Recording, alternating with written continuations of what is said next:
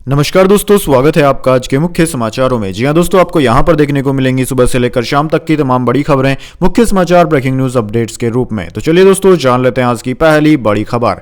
किसान आंदोलन 5वां दिन, हरियाणा में ट्रैक्टर मार्च, पंजाब में टोल फ्री किए। कल केंद्र किसानों की चौथी मीटिंग, कुरुक्षेत्र में किसान खाप पंचायत होगी। जी हां दोस्तों, किसान आंदोलन के 5 दिन पूरे हो चुके हैं। पंजाब के किसान अभी भी दिल्ली जाने की जिद को लेकर शंभू बॉर्डर पर डटे हुए हैं। इस आंदोलन के दौरान हार्ट अटैक से एक किसान और एक सब इंस्पेक्टर की मौत की खबर है। शंभू बॉर्डर पर शनिवार को पूरे दिन शांति रही। यहां अलग अलग किसान नेता आकर संबोधित करते रहे। पुलिस ने भी आंसू गैस के गोले दागने जैसी कोई कार्यवाही नहीं की। हरियाणा में आंदोलन के समर्थन में अलग अलग जिलों में ट्रैक्टर मार्च निकाले गए, जिनकी अगुवाई भारतीय किसान यूनियन चंडूनी के प्रधान गुरनाम चंडूनी ने की। पंजाब में भारतीय किसान यूनियन ने राज्य के सभी टोल फ्री करा दिए। कल ये भी टोल फ्री रहेंगे। इसके साथ ही उनकी यूनियन 2 दिन के लिए अबोहर में भाजपा के प्रदेश अध्यक्ष सुनील जाखड़, पटियाला में पूर्व सीएम कैप्टन अमरिंदर सिंह और बरनाला में केवल ढिल्लो के घर के बाहर धरना देकर बैठेंगे। इसके बाद दोस्तों, अगली बड़ी खबर। भाजपा अधिवेशन में मोदी है तो मुमकिन के नारे, प्रधानमंत्री ने खड़े होकर सबका अभिवादन किया।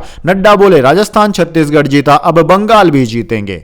जी हां दोस्तों, दिल्ली के भारत मंडपम में बीजेपी का 2 दिवसीय राष्ट्रीय अधिवेशन चल रहा है। इस कार्यक्रम में प्रधानमंत्री मोदी भी शामिल हुए। पार्टी अध्यक्ष जेपी नड्डा ने शॉल पहनाकर मोदी जी का स्वागत किया। प्रधानमंत्री मोदी ने कार्यकर्ताओं से कहा कि हर बूथ पर पार्टी को 370 वोट बढ़ाने होंगे। जनसंपर्क अभियान चलाना है। भाजपा के पिछले 10 साल के कामों का भी प्रचार करना है। उधर जेपी नड्डा ने कहा कि मोदी की गारंटी पर देश को भरोसा हुआ है। भाजपा की 17 प्रदेशों में सरकार है। हमने राजस्थान छत्तीसगढ़ जीता है, इस बार बंगाल भी जीतेंगे।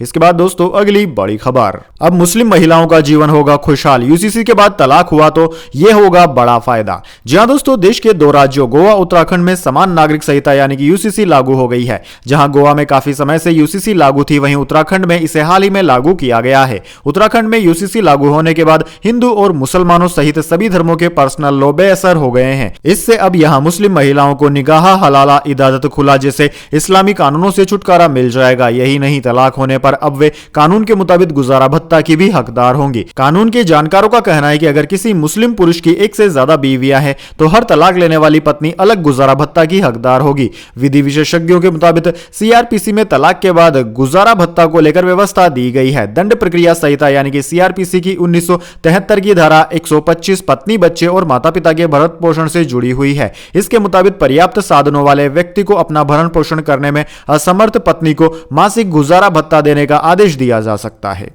इसके बाद दोस्तों, अगली बड़ी खबर। इसरो का इनसैट 3DS सैटेलाइट हुआ लॉन्च। 19.13 मिनट में पृथ्वी से 37,000 किलोमीटर की ऊंचाई पर पहुंचा। 10 साल मौसम की सटीक जानकारी देगा। जी हां दोस्तों, भारतीय अंतरिक्ष अनुसंधान संगठन इसरो ने शनिवार को 10 साल तक मौसम की सटीक जानकारी देने वाले सैटेलाइट इनसैट 3DS को लॉन्च किया है। इसे श्रीहरिकोटा के सतीश धवन स्पेस सेंटर से शाम 5:35 पर लॉन्च किया गया। सैटेलाइट की लॉन्चिंग GSLV F-14 रॉकेट से हुई। यह 19 मिनट 13 सेकंड में 37,000 किलोमीटर ऊंचाई पर जियो सिंक्रोन ट्रांसफर ऑर्बिट GTO यानी कि पृथ्वी की ऊपरी कक्षा में पहुंचा। इसके बाद दोस्तों, अगली बड़ी खबर। राहुल गांधी का काशी में 5 घंटे में 12 किलोमीटर का रोड शो। बाबा विश्वनाथ के दर्शन किए, खुली जीप में घूमे, चौराहों पर रुके, अचानक वायनाड गए। जी हां दोस्तों, राहुल गांधी की भारत जोड़ो न्याय यात्रा 35वें दिन वाराणसी पहुंची। यूपी में न्याय यात्रा का शनिवार को दूसरा दिन रहा। 5 घंटे में राहुल ने 12 किलोमीटर रोड शो किया। खुली जीप में बैठे राहुल लोगों से भी मिलते रहे। राहुल गांधी को वाराणसी के बाद भदोही जाना था, लेकिन अब उनकी यात्रा को एक बार फिर से स्थगित कर दिया गया है। राहुल गांधी अचानक वायनाड चले गए हैं। कांग्रेस पार्टी के नेता जयराम रमेश ने सोशल मीडिया प्लेटफॉर्म एक्स पर राहुल गांधी के वायनाड जाने की जानकारी दी है। साथ ही उन्होंने यह भी कहा है कि राहुल गांधी वापस इस यात्रा को यूपी में प्रयागराज जिले से शुरू करेंगे, यानी कि 18 फरवरी को प्रयागराज से दोपहर 3 बजे भारत जोड़ो न्याय यात्रा फिर से शुरू होगी। इसके बाद दोस्तों, जान लेते हैं अगली बड़ी खबर। अटल आडवाणी की सरकार होती तो किसान आंदोलन पर बोले राकेश टिकैत। हरिद्वार से गाजीपुर बॉर्डर तक प्रदर्शन का ऐलान। जी हां दोस्तों, किसान नेता राकेश टिकैत ने मुजफ्फरनगर में महापंचायत में कहा कि किसानों पर अत्याचार हो रहा है। उन्होंने कहा कि देश में जमीनों की कीमतें बढ़ेगी लेकिन फसल की कीमत कम होगी। हमने 13 महीने जो आंदोलन चलाया था तब भी कहा था कि देश में रोटी पर कब्जा होगा, भूख के आधार पर रोटी तय होगी। किसान आंदोलन के बीच उन्होंने कहा कि यह सरकार अगर अटल आडवाणी की होती तो हमारी बात मानती, लेकिन ये सरकार पूंजीपतियों की सरकार है, जिनसे आपकी लड़ाई है वो आपको दिखाई नहीं देगा। वर्तमान में चल रहे आंदोलन को लेकर उन्होंने कहा कि ये एसकेएम की कॉल नहीं थी, किसान ने आह्वान किया और जाना पड़ा। आज भी एसकेएम से कोई बात नहीं हुई, लेकिन हम उनके साथ हैं। प्रदर्शन कर रहे संगठन आए और बातचीत करें। आज की मीटिंग में जिम्मेदार लोगों को बुलाया गया है, लेकिन सरकार डराएगी तो किसान डरेगा नहीं। उन्होंने कहा कि 21 फरवरी को तहसीलों में एक दिन का प्रदर्शन होगा। इसके बाद दोस्तों अगली बड़ी खबर, अजीत पवार ने कहा शरद पवार का बेटा होता तो पार्टी का अध्यक्ष बनता। सुप्रिया सुले की सीट बारामती में रैली की, यहां से पत्नी सुनेत्रा को उतारेंगे। जी हां दोस्तों, महाराष्ट्र के डिप्टी सीएम अजीत पवार ने बारामती में एक रैली के दौरान कहा कि अगर मैं सीनियर शरद पवार के घर में पैदा होता तो स्वाभाविक रूप से एनसीपी का राष्ट्रीय अध्यक्ष बन जाता और पूरी पार्टी मेरे नियंत्रण में होती। अजीत ने पार्टी चुराने के आरोप पर शरद पवार का नाम लिए बिना शुक्रवार को यह बयान दिया। अजीत ने रैली में बारामती से सांसद और शरद पवार की बेटी सुप्रिया सुले का नाम लिए बिना हमला किया। अजीत ने कहा कि कुछ लोग यह कहकर मुझे बदनाम कर रहे हैं कि मैं सत्तारूढ़ गठबंधन में इसलिए शामिल हुआ क्योंकि मुझ पर भ्रष्टाचार के आरोप थे। ऐसे नेता संसद में भाषण देकर लोगों की सेवा नहीं कर सकते। अजीत ने बारामती की रैली में पत्नी सुनेत्रा को अगले लोकसभा चुनाव में बहन सुप्रिया सुले के खिलाफ उतारने का संकेत भी दिया। उन्होंने लोगों से अपील की कि बारामती सीट के लिए मैं जिस उम्मीदवार का नाम तय करूंगा उसके लिए यह पहला चुनाव होगा। अपना वोट ऐसे डालें जैसे आप अजीत पवार को वोट दे रहे हैं। इसके बाद दोस्तों जान लेते हैं अगली खबर। झारखंड में मंत्रियों के शपथ ग्रहण के बाद थम नहीं रही है नाराजगी, कांग्रेस के 8 विधायक आ रहे हैं दिल्ली।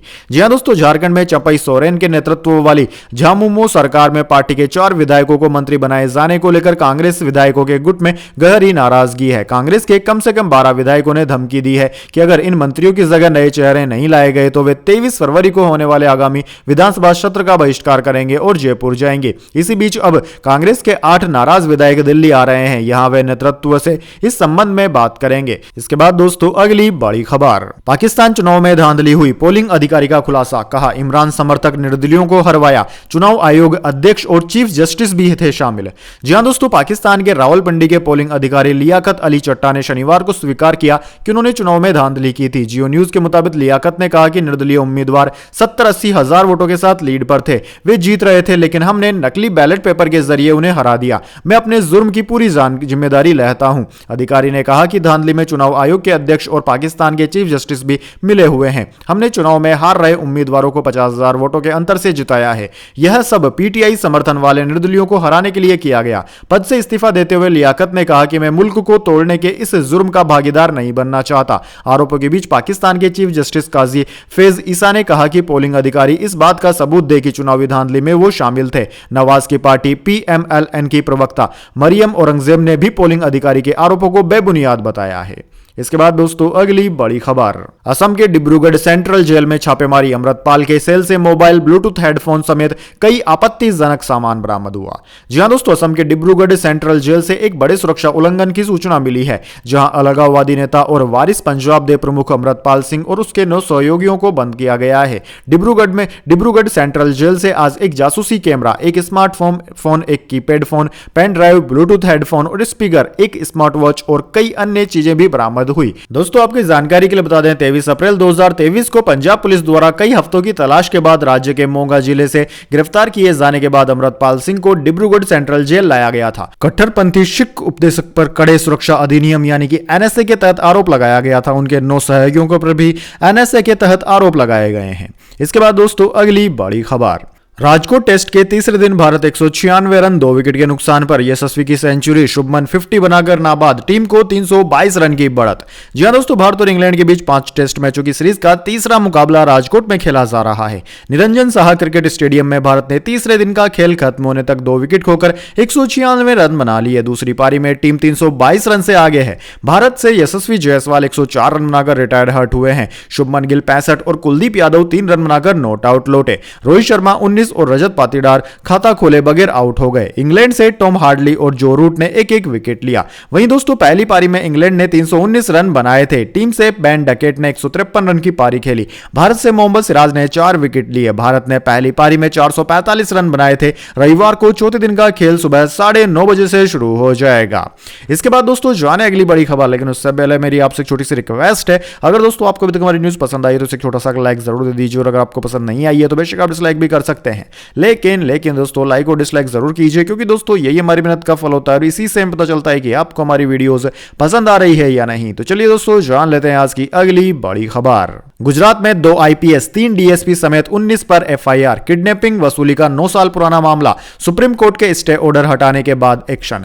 जी हां दोस्तों, गुजरात में 9 साल पुराने किडनैपिंग और जबरन वसूली के एक मामले में 6 पुलिस अफसरों समेत 19 लोगों के खिलाफ सीआईडी ने एफआईआर दर्ज की। इनमें 2 retired IPS, 3 DSP, 1 sub inspector और कच्छ के इलेक्ट्रोथर्म कंपनी के डायरेक्टर्स और कर्मचारी के नाम शामिल है। सीआईडी के मुताबिक कच्छ जिले के गांधीधाम में रहने वाले परमानंद सिरवानी ने दिसंबर 2015 में इलेक्ट्रोथर्म कंपनी के अधिकारियों और 11 लोगों के खिलाफ पुलिस में शिकायत की थी। पुलिस ने इस पर कार्यवाही नहीं की तो शिरवानी ने गुजरात हाईकोर्ट में याचिका लगाई। हाईकोर्ट ने 10 अक्टूबर 2019 को इस मामले में एफआईआर दर्ज करने का आदेश दिया था, लेकिन आरोपी तब सुप्रीम कोर्ट से स्टे ऑर्डर ले आए थे। 16 जनवरी को सुप्रीम कोर्ट ने हाईकोर्ट के आदेश से रोक हटा ली। इसके बाद 19 लोगों के खिलाफ कच्छ सीआईडी ने एफआईआर दर्ज की। चलिए जान लेते हैं इसके बाद अगली खबर। दंगलगढ़ सुहानी भटनागर का 19 साल की उम्र में निधन। आमिर खान की बेटी बबीता फोगाट का रोल निभाया था।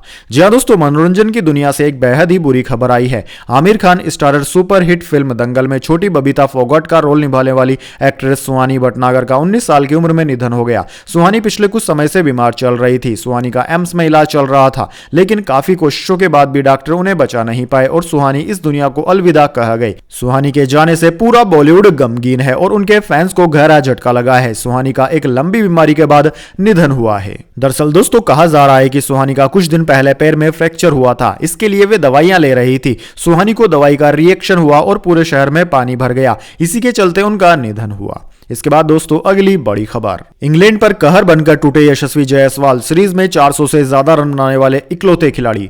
जी हां दोस्तों, यशस्वी जायसवाल इंग्लैंड के खिलाफ मौजूदा टेस्ट सीरीज में 400 से ज्यादा रन बनाने वाले पहले खिलाड़ी बन गए हैं। यशस्वी ने टीम इंडिया के लिए राजकोट टेस्ट में शतक जड़ा दिया। उन्होंने दूसरी पारी में ताबड़तोड़ बैटिंग करते हुए 104 रन बनाए। हालांकि इसके बाद रिटायर्ड हर्ट होकर पेवेलियन लौट गए। यशस्वी जायसवाल का इस सीरीज में शानदार प्रदर्शन रहा है। उन्होंने विशाखापट्टनम में दोहरा शतक जड़ा था, वहीं औरंगाबाद में अर्धशतक लगाया था। यशस्वी इस सीरीज में सबसे ज्यादा रन बनाने के मामले में टॉप पर हैं। वे इस सीरीज में 400 से ज्यादा रन बनाने वाले पहले खिलाड़ी हैं। यशस्वी ने राजकोट टेस्ट मैच के तीसरे दिन तक कुल 435 रन बनाए हैं। उन्होंने 6 पारियों में 1 शतक और 1 दोहरा शतक लगाया। उन्होंने हैदराबाद में अर्धशतक भी लगाया था।